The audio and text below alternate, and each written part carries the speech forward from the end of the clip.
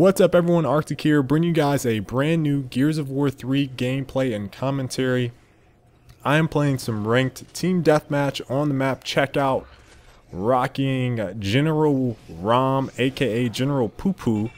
For those of you subs that remember that running ranked episode, been here for a little while. The new subs, if you haven't seen the General Poo Poo commentary, I don't even think that's the title of it. I forgot what the title is myself, but I would advise going through some of the older running ranked videos and checking them out. One of the things I kind of noticed is that a lot of newer subs especially forget that I've done commentaries on almost all the topics that people ask me to do. So just go through some of them and you'll see some ones that probably are like, oh, I didn't know he did that. You know, I think that will really help you guys out with asking me for specific commentaries to do. So before I actually get into this one, I want to say I had a blast at RTX. You guys can check the video right there. That was a highlight made by Tyroot. Some of you guys surprisingly actually know Tyroot or remember him on my channel from IGN. He is the same guy. He actually commented on a few of my videos before, but he's the one that made that video, so there's some time-lapse in there. Freddie Wong is in that video. He stopped by to play some loadout. A number of you guys, you know, asked for autographs and stuff from me, so I was happy to oblige. So I got to give a shout-out once again to Josh. I gave a shout-out to him in my little update video. Mike, Colton, and Randy. Randy is one of the guys that asked for an autograph. He actually brought his Xbox 360, and I signed that for him. He had a bunch of people on there that he was signing from the Rooster Teeth Expo event. Again, it was phenomenal. Check out that highlight video. All right. The other thing I want to mention is, so I don't want... I really, like, the bigger my channel gets, it's harder for me to police a lot more stuff. I'm very, very involved with my channel. A lot of you guys know that. I'm just going to be upfront and honest. Like, if you come to this channel and you try to troll, like, I have no problem blocking people. I'm not one of those people that's, like, in it for the views or cares about comments. Like, if you're bringing shit to the channel for no reason, like, I will block you, and I've already done that to a number of people. So, like, if you consistently troll, if you get into arguments with people that have been sub for a long time that like to comment, like, I have no problem policing it. I just want to let you guys know, like, I'm not one of those guys that bullshits around. Like, I'm pretty upfront. I don't want to say I'm strict, but, like, I like when people respect people. So I know it's the internet, I know it's YouTube. I'm just letting you know, like, I'm not a bullshitter when it comes to this YouTube stuff. So, like, you're not going to get away with stuff on this channel. Just letting you know up front, like, I got to get that out because it's, some of the stuff is starting to get, people are starting to get beside themselves a little bit. So, just letting everybody know. And that's all I'm going to say about it right now. Then I'm going to start laying down that hammer. All right? We cool? Okay. All right, next topic. Main topic of the video is... Team Retro. Obviously that's the title. This is the first game I've actually recorded that I can remember, maybe since the beginning of the game, where the full team or the opposing team is actually using the Retro Lancer.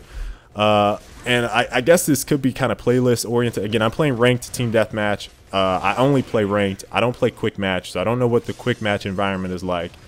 I played a little bit of King of the Hill, and I've seen some retro there, but I haven't, again, run into a full team. It's usually a mix of, like, really good players using hammer burst and retro, trying to go, like, super hard and win the game. That's usually what I've run into when I played ranked King and I see some retro use.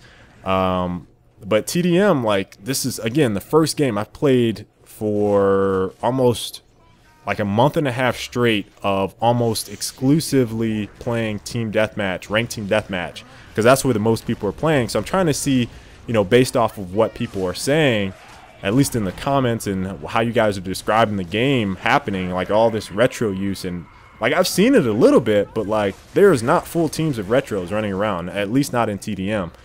I just haven't come across it. And this particular group isn't very good. Despite, you know, the whole team using retro. This is like one of the types of players I was describing in my last commentary, where, you know, asking if new weapons make it fun. Like, these are new players, and the weapons were specifically meant for them. You know, we saw that sawed-off guy just a little bit ago walking up to me. You could tell he was new or didn't really know how to move, kind of moving really slow, trying to get that sawed-off blast. Like, the core mechanics of Gears are difficult for new players to get into. And these guys, party of 5, all have retro. I mean, you can tell they played a little bit. Some of them are blues. I think 2 of them on their team are blues. A couple greens, 1 red maybe. Like, these guys have been playing some Gears. Like, they kind of know what they're doing. But again, these weapons aren't easy. That was just a sawed-off guy there. He got a blast off and then ran away, got downed. And it's just like, this is one of the reasons why I was saying I don't understand why Epic decided to add those weapons, because the game itself is really difficult, and it's obvious. I'm playing with a random group of 5. They've obviously played a little bit. They're kind of experienced. They're not pushing crazy up against retro, trying to do ridiculous stuff. And we just spawn locked a party of 5 using retro, and we're just not an organized team at all. So, you know, I think, again, adding the weapons was kind of a mistake. And this is kind of the point I was making with people getting upset about the retro, is that, like, it's probably the hardest rifle to use. It's probably the most difficult because of the recoil. But the issue that people have is the damage output. You know, I don't necessarily agree with the damage output on it. If they tone that down some, nobody would use the retro. Like, it'd be pointless because it's the most difficult to use. The Lancer is very forgiving. The Hammer Burst, you can just almost spray down a full clip. You can't really do that with the retro unless people are right in your face. And then at that point, you're jacking up your recoil really high. So, you know, from a difficulty standpoint, I just don't understand. It's like an oxymoron almost. Like, they gave you a weapon that's supposed to be used to combat the difficulty and use of the Gnasher at close range, and yet it's probably the most difficult rifle to use. It just doesn't really make sense, considering it was made, again, for newer players, to kind of combat all of the close-up shotgun gameplay. I don't know why the hell I put it in the game, just to be honest with you. I don't know.